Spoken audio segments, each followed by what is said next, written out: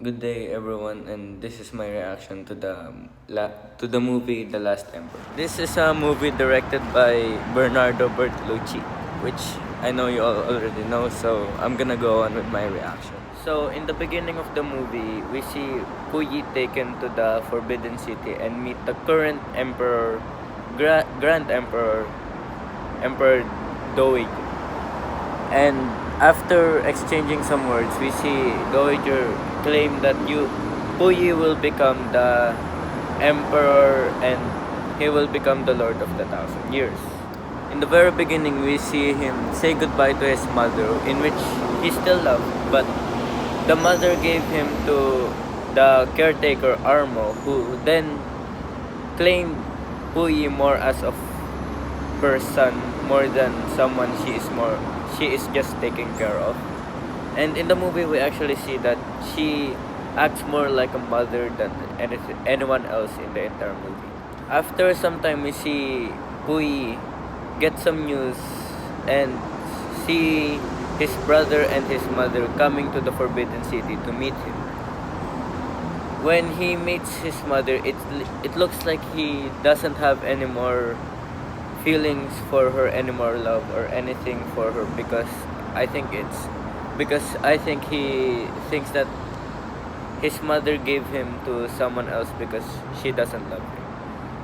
And when he sees Puche, his brother, he can this is the first time he actually meets someone he can play with, and I feel like that gives Pui more of a childlike sense in the movie, rather than being just a stale old emperor with no emotions and no feelings at all. I think Puche is the person who gives Pui most of his emotions throughout the movie. Then we see Armo taken away from Pui, which is quite a sad moment because Pui thinks of Armo as his actual mother more than anyone else, and he even calls her his butterfly because I think she is the only person that Puyi really values in the entire movie other than Puchie. Next, we see Mr. Johnston, which is actually my favorite character of the movie just because he is such a wise man. I think of Mr. Johnston as more of a father figure for Puyi because he teaches him most of the things he knows in the end of the movie, especially how to be a gentleman and how you should always mean what you say. After some time, we see that Puyi is playing with some people behind the blanket, touching him, and turns out that Puyi really enjoys this because not that many people can touch him. I don't think anyone can really touch him unless except the emperor and the empress and the secondary consort. And moving on with the Empress. The Empress I feel more like is someone that Puyi didn't really ever love in the entire movie. As we see after the movie, we see him just let the Empress go because she takes some kind of drug. And that kind of shows how much Puyi really loved her, because I think that they never truly loved each other because it was just a setup for two emperors to become husband and wife so that two kingdoms or places can become more connected with one another. The secondary concert, I think, is a whole new kind of lesson. I see her as one of the sins in the Bible. Personally, I see her as envy. I see her envy over the Empress, or I see her being jealous of the Empress because Puyi takes more care with the Empress than the secondary consort just because she is secondary. And this really shows after the movie when in this grand ball or party, we see that no one really knows who she is. All they know is Puyi and the Empress.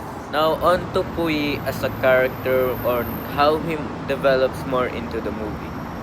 I actually see him as this kind of person that gets all of the sins with him and changes the sin differently throughout the movie, and changes it every time he grows up. So in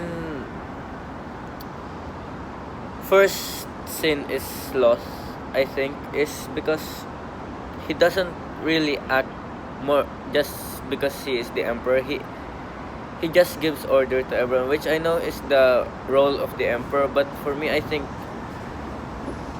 Puyi did not act as an emperor as much as he just acted as a playboy in the entire time in the Forbidden City, and even outside the Forbidden City he acted more than like a playboy.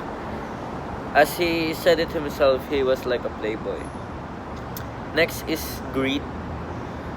I think he really likes being the emperor. For some reason he really likes being emperor, and after he is thrown out of position and after many years, he wants to become emperor of Manchukuo, in which he does become the emperor, but blinded with greed, he did not see that he was just a candidate for the Japanese, for someone to be used for a greater evil.